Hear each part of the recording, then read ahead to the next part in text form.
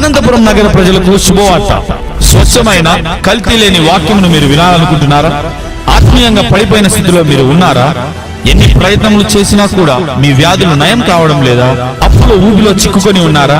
భయము చేత, దురాత్మల చేత, చేతబడి శక్తుల చేత పీడింపబడుచున్నారా? ఆత్మీయంగా బలపడి బలమైన సేవ చేయాలని ఆశ కలిగి ఉన్నారా? శక్తివంతమైన స్తుతి ఆరాధన లేకుండా జీవిస్తున్నారా?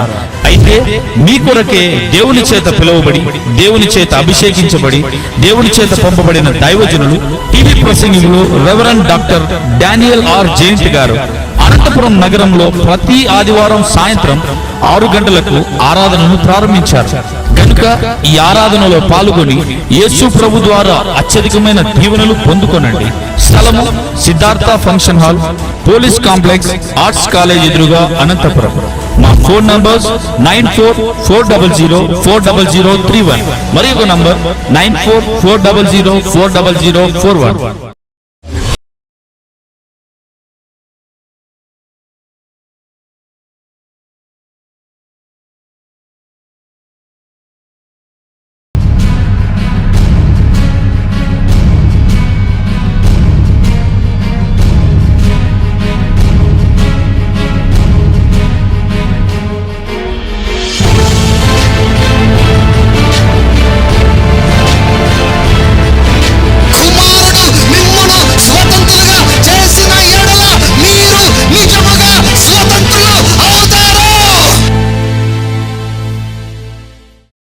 నిజమైన స్వాతంత్రము అను ఈ మా టీవీ కార్యక్రమాన్ని వీక్షిస్తున్నటువంటి ప్రతి ఒక్కరికి కూడా ప్రభువైన యేసుక్రీస్తు వారి యొక్క అత్యున్నతమైనటువంటి నామములో మీకు ఆహ్వానం పలుకుచూ శుభములు తెలియజేస్తున్నాను.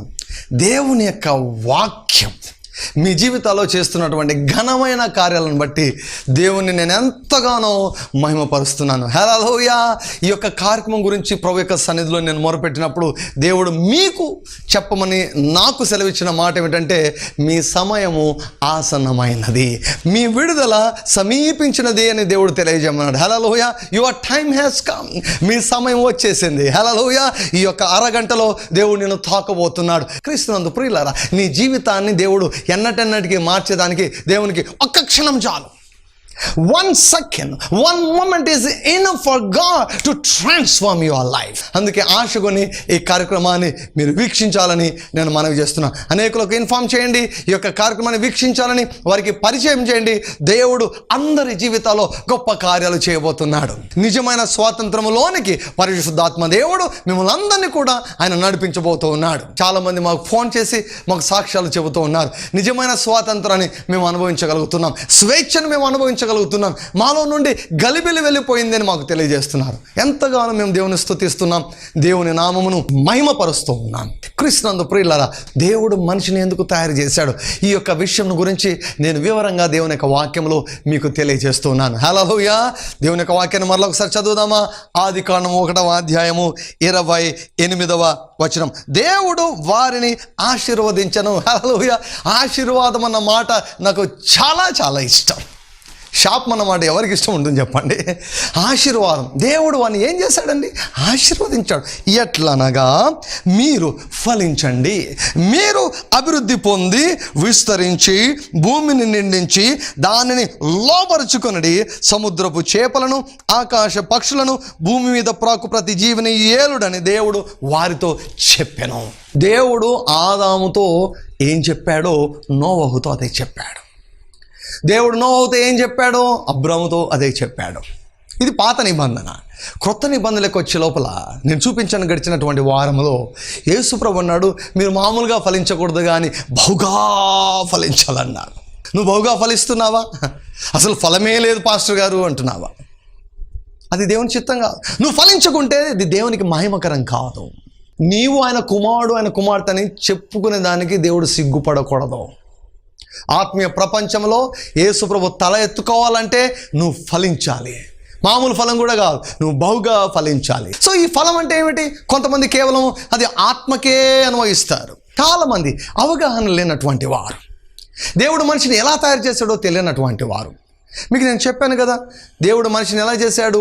ఆత్మ, మనసు, దేహం అన్నమాట.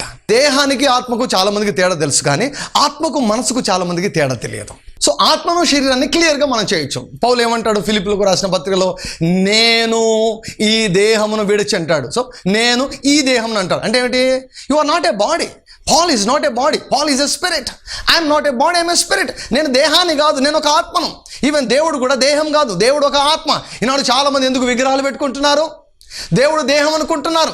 చాలామంది అంటారు దేవుడు అయితే ఏడు చూపించంటాడు. దేవుని ఈ భౌతికమైన నేత్రాలతో చూడాలనుకుంటున్నారు. God is not a body to be seen by physical eyes. భౌతికమైన నేత్రాలకు కనిపించేదానికి దేవుడు శరీరం కాదు. యోహాను సువార్తలో ఏమని వ్రాయబడింది? దేవుడు ఆత్మ గనుక. God is a spirit. Man is a spirit. The devil is a spirit.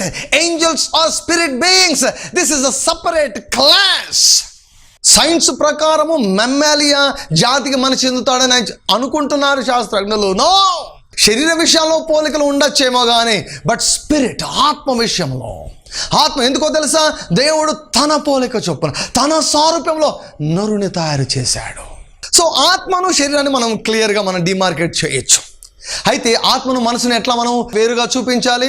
రండి, దేవుని యొక్క వాక్యంలోనే వ్రాయబడింది. దేవుని యొక్క వాక్యంలో మనం చూసినట్లయితే కొరింథీయులకు రాసిన మొదటి పత్రిక 14వ అధ్యాయము 14వ వచనం, నేను భాషతో ప్రార్థన చేసిన ఎడల నా ఆత్మ ప్రార్థన చేయును, కానీ నా మనసు ఫలవంతముగా ఉండదు. కాబట్టి ఆత్మతో ప్రార్థన చేతును, మనసుతోనూ ప్రార్థన చేతును, ఆత్మతో పాడుదును, మనసుతోనూ పాడుదును.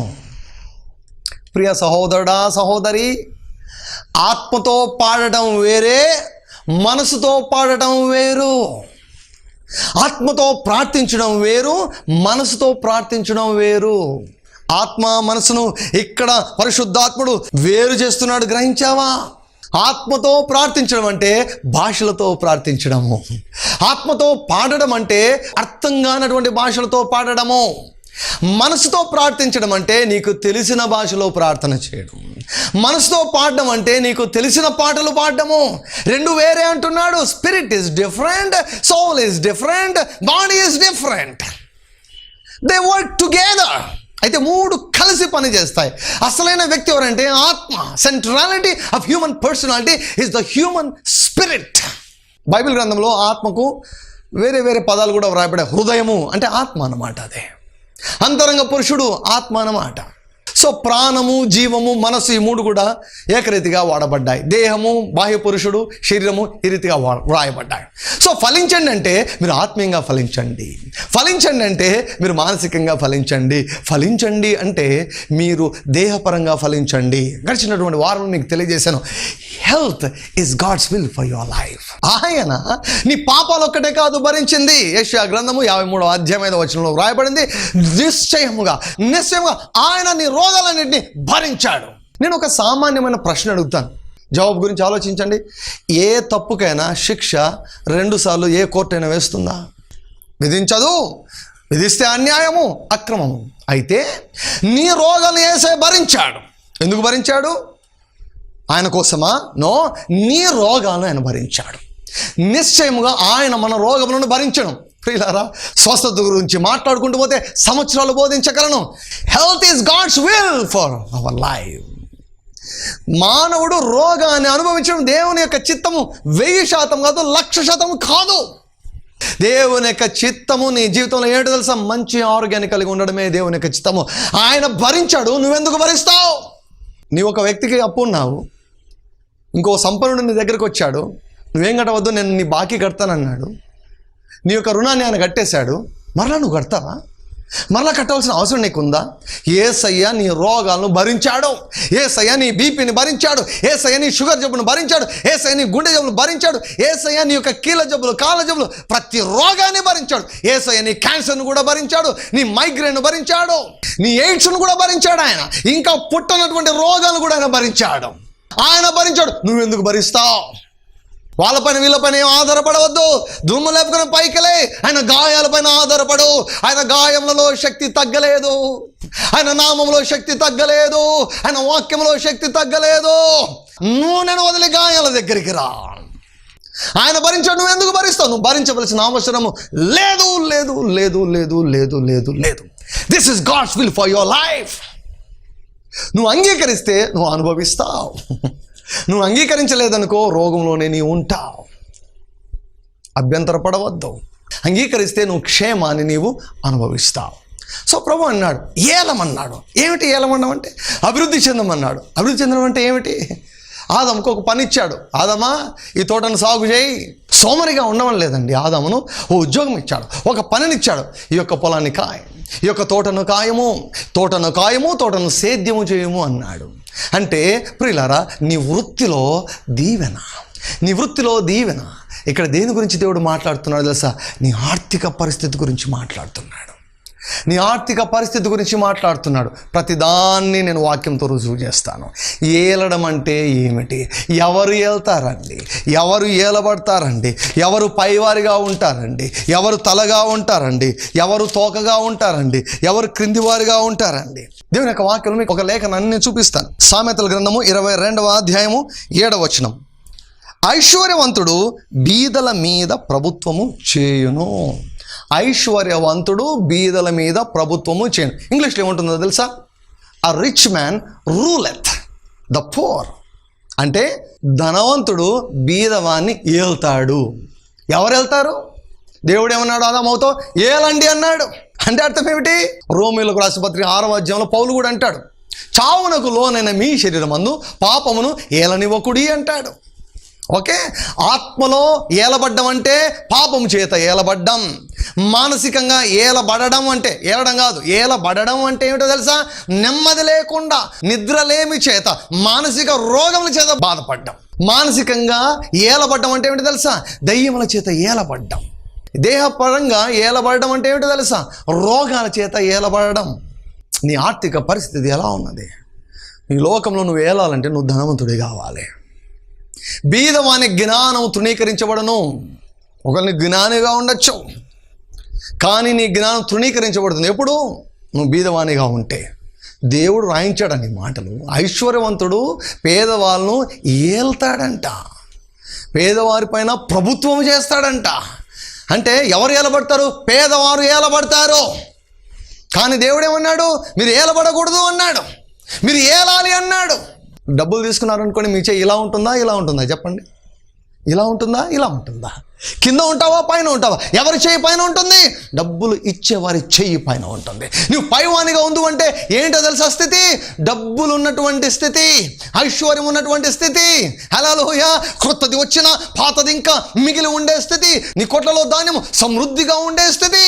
నీ యొక్క గానుగలలో నుండి క్రొత్త ద్రాక్షరసము పొర్లి పారే స్థితి. సమృద్ధి అయినటువంటి స్థితి.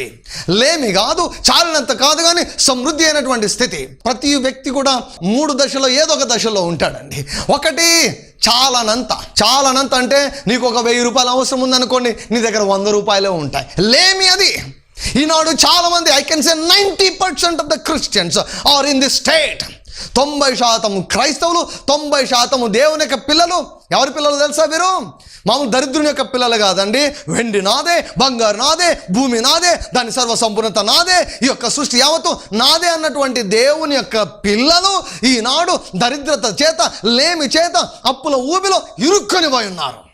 దుర్బలమైనటువంటి స్థితి. They don't know how to tap in to the finances of God.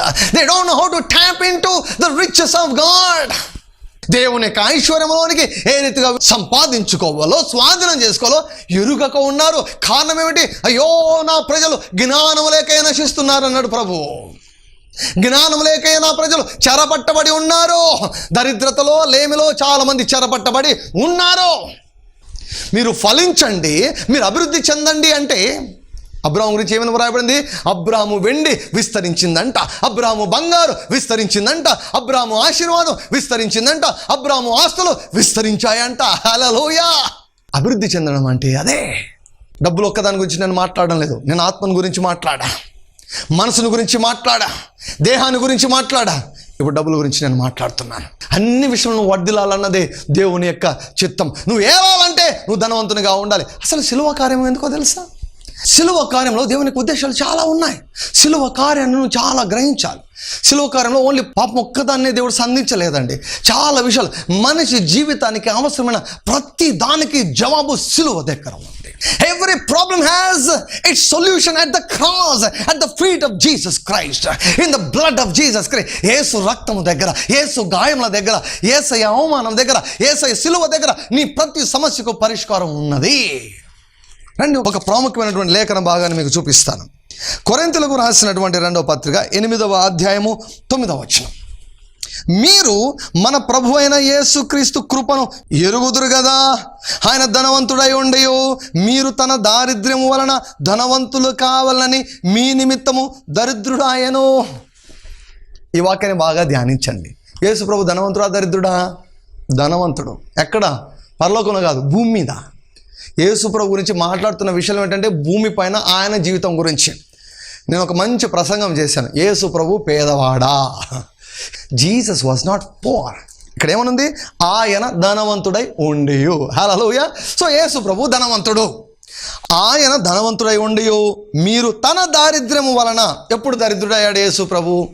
దారిద్రత అంటే అర్థం ఏంటి తెలుసా? Do you know the definition of utter poverty? ఆహారం ఉండదు, నీళ్ళు ఉండవు, వస్త్రాలు ఉండవు, అన్ని కొరతలు ఉంటాయి.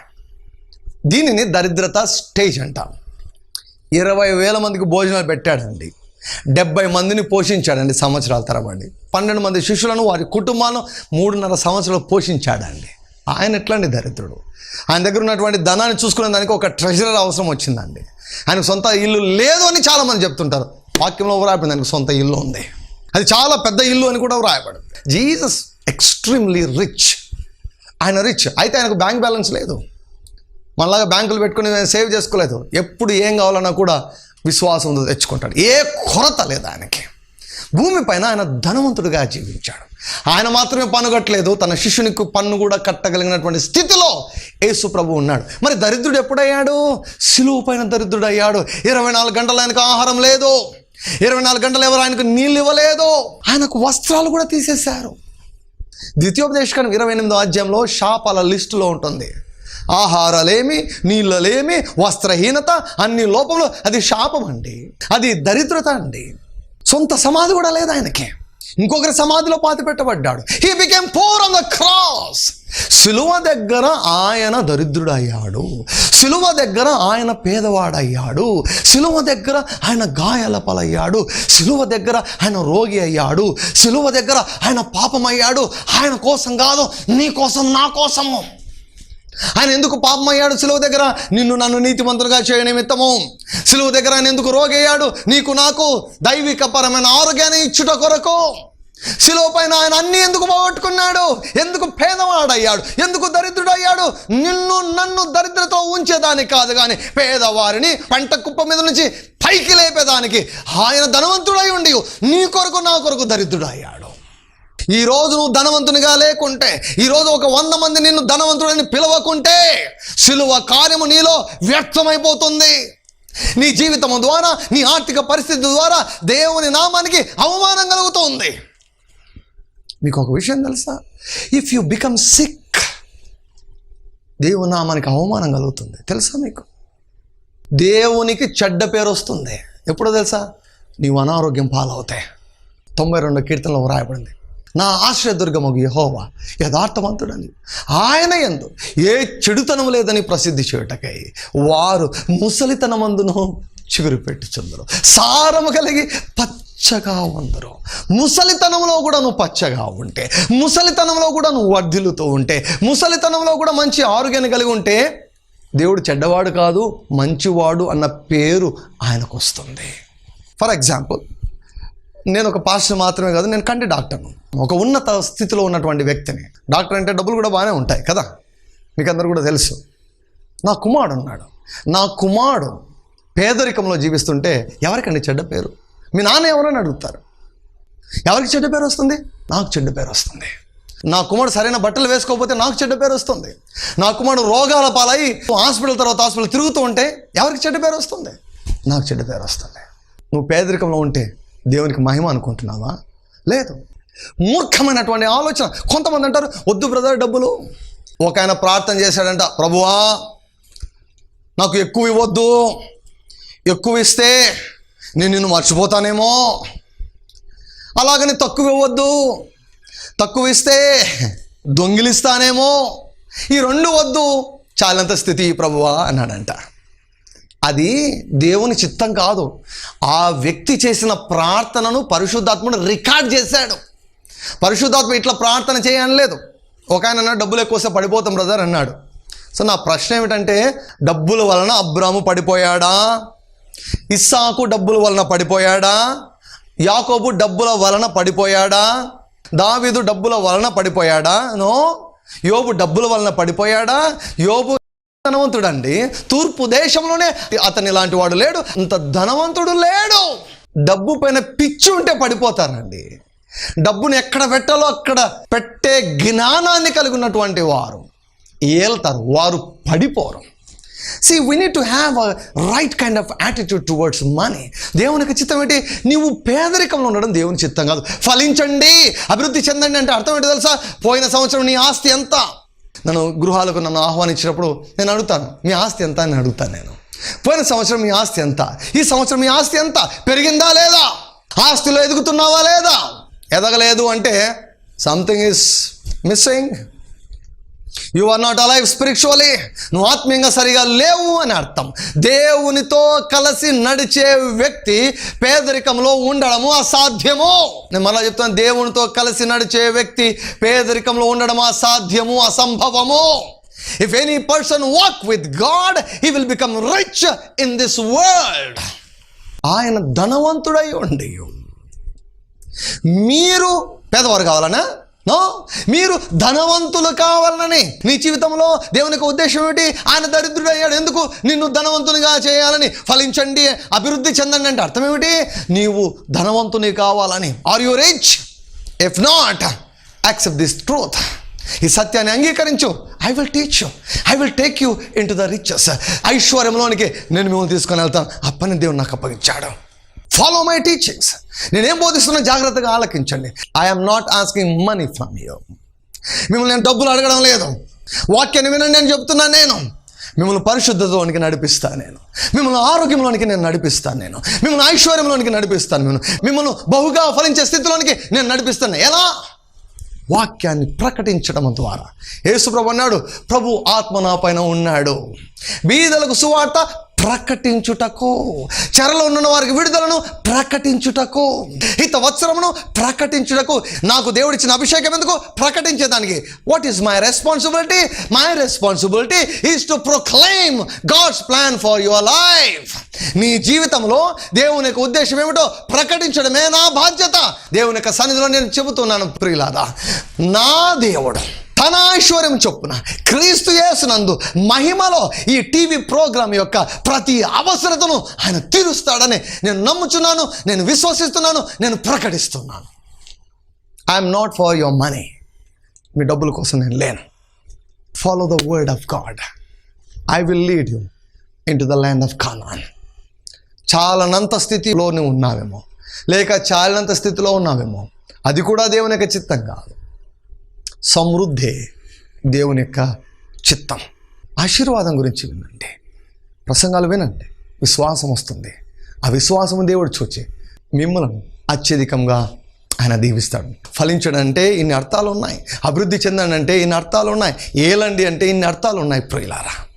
కాబట్టి ఈ వాక్యాన్ని బాగా వినండి, అనేకులకు పరిచయం చేయండి. లక్షల మంది దీవించబడాలని నా కోరిక. తన వాక్యమును దేవుడు వెల్లడి చేయడం ద్వారా మిమ్మల్ని అందరినీ కూడా నిజమైన స్వాతంత్రంలోనికి ఆయన నడిపించును గాక. Amen. Hallelujah. God bless you. అభిషేకించబడినటువంటి దేవుని యొక్క వాక్యం ద్వారా మీరందరూ కూడా అత్యధికంగా దీవించబడ్డారని నేను నమ్ముచున్నాను. క్రీస్తునందు ప్రియులారా, దేవుడు తన ప్రజలను దీవించుట కొరకై ఆయన ఎన్నుకున్నటువంటి ఆయుధం ఏమిటో తెలుసా?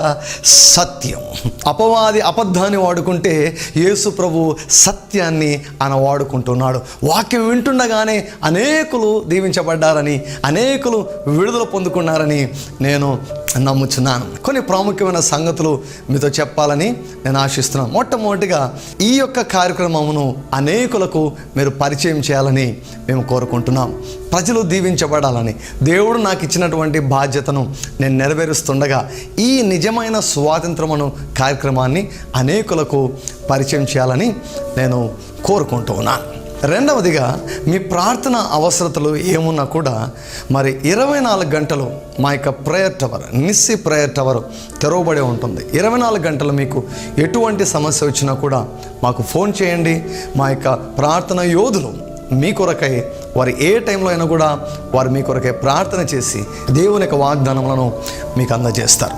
తర్వాత నేను చేసినటువంటి ప్రసంగాలు, మరి చాలా ప్రసంగాలు ఉన్నాయి, అవన్నీ కూడా మీకు దీవెనకరంగా మారుతాయి. అవన్నీ కూడా అన్ని రకాల ఫార్మాట్స్లో మీకు అందుబాటులో ఉన్నాయి. ఈ వర్తమానాలన్నీ కూడా మీరు వినాలని నేను కోరుకుంటున్నాను. ప్రతి ఒక్కరూ కూడా విశ్వాసం గురించి, దేవుని యొక్క ప్రణాళికను గురించి, ఆశీర్వాదం గురించి ప్రసంగాలు వినాలని నేను కోరుకుంటున్నాను. సో మరొక ముఖ్యమైనటువంటి విషయం ఏంటంటే, పరిశుద్ధాత్మ దేవుడు నన్ను ప్రేరేపించి కొన్ని అత్యంత ప్రాముఖ్యమైనటువంటి పుస్తకాలు నా చేత వ్రాయించాడు. వాటిలో మొట్టమొదటిది నీ భవిష్యత్తును నిర్మించుకో. కొన్ని వేల పుస్తకాలు ఇప్పటికే కొన్ని వేల జీవితాలను ప్రభావితం చేశాయి. మరొక పుస్తకాన్ని దేవుడు నా చేత వ్రాయించారు. అది 1000 స్తుతులు, 1000 స్తుతుల పుస్తకాన్ని. ఆ పుస్తకంలో ఉన్నటువంటి 1000 స్తుతులు ప్రతిరోజు కూడా అనేకులు చేసి, అనేకులు మా సంఘంలో మరి బయట కూడా చాలామంది యేసు ప్రభువును ముఖాముఖిగా చూసిన వాళ్ళు చాలామంది ఉన్నారు. ఆ స్తుతులు చేయడం ద్వారా అనేక అద్భుతాలు జరుగుతూ ఉన్నాయి. చిన్న పుస్తకం అండి, అద్భుతమైనటువంటి పుస్తకం. ప్రతి గృహంలో కూడా ఈ పుస్తకం ఉండాలని నేను కోరుకుంటున్నాను. తర్వాత క్రైస్తవ సంఘములో అత్యంత వివాదాస్పదమైన, నిర్లక్ష్యము చేయబడినటువంటి క్రైస్తవ అనుభవమైనటువంటి పరిశుద్ధాత్మ బాప్తిస్మము అన్నటువంటి పుస్తకాన్ని ఈ మధ్యనే పరిశుద్ధాత్ముడు నా చేత వ్రాయించాడు. నేను చెబుతుంటున్నాను, లైన్ దేవుడు నా చేత వ్రాయించాడు. ఆ పుస్తకాన్ని దయచేసి ప్రతి ఒక్కరూ కూడా పొందుకోవాలని మనవి చేస్తున్నాను. పరిశుద్ధాత్మ బాప్తిస్మం భాషల గురించి, పరిశుద్ధాత్మ బాప్తిస్మం గురించి సూచనలు ఏమిటి, భాషలు అందరికీ రకరకాల దాదాపుగా అన్ని ప్రశ్నలకు పరిశుద్ధాత్మ దేవుడు సమాధానాన్ని నీ క్షేమం కొరకు వ్రాయించాడు. పరిశుద్ధాత్మ గురించి నీకు గలిబిలు ఉందా? దేవుడు గలిబిలికి కర్త కాదు, దేవుడు సమాధానానికే కర్త.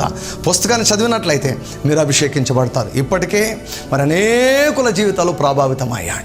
ఇప్పటికే అనేకుల పరిశుద్ధాత్మ చేత నింపబడి భాషలతో మాట్లాడుతూ, పరలోక భాషను పొందుకొని దేవునితో మాట్లాడుతూ, పరిశుద్ధాత్మ వరముల చేత అలంకరించబడి దేవుని యొక్క సేవను బలముగా చేస్తూ ఉన్నారు. ఈ యొక్క తరములోనే గొప్ప దైవజనుడు అయినటువంటి కెన్నెత్ ఈ హేగిన్ గారు, ఆయన వ్రాసినటువంటి ఒక గొప్ప పుస్తకం అండి, రిడీమ్డ్ అన్నటువంటి పుస్తకాన్ని నేను తర్జుమా చేశాను. చాలా చిన్న బుక్లెట్, అది కూడా నీ జీవితాన్ని మార్చగలిగినటువంటి పుస్తకం. మా ఆఫీస్కు ఫోన్ చేయండి. ఈ పుస్తకాలన్నీ దయచేసి మీరు పొందుకోవాలని మనవి చేస్తున్నాయి. పుస్తకాలన్నీ తీసుకోనండి, పుస్తకాలు చదవండి. చాలామందికి పుస్తకాలు చదివే అలవాట్లేదు. కొంతమంది అయితే అన్ని రకాల పుస్తకాలు చదువుతుంటారు. అన్ని రకాల పుస్తకాలు చదవద్దు. వాక్యానుసారమైన పుస్తకాలు చదివి మీరు దీవించబడాలని నేను కోరుకుంటున్నాను. మా ఆఫీస్కు ఫోన్ చేయండి, మీకు అన్ని వివరాలన్నీ కూడా చెబుతారు.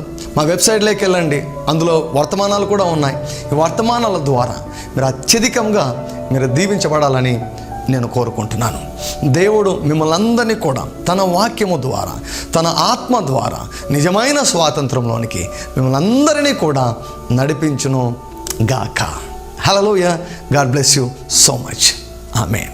ఈ ప్రోగ్రామ్ మీకు దీవెనకరంగా ఉన్నదని నమ్ముతున్నాము. మా address RTJ ministries Calvary faith church, Krishnapuram 0 road, Tarapatri, Anantapur district, Andhra Pradesh. My phone numbers 9440040031.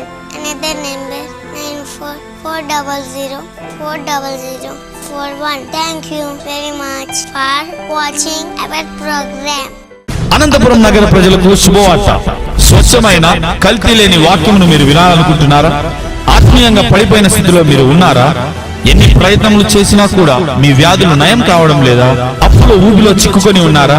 భయము చేత, దురాత్మల చేత, చేతబడి శక్తుల చేత పీడింపబడుచున్నారా? ఆత్మీయంగా బలపడి బలమైన సేవ చేయాలని ఆశ కలిగి ఉన్నారా? శక్తివంతమైన స్తుతి ఆరాధన లేకుండా జీవిస్తున్నారా?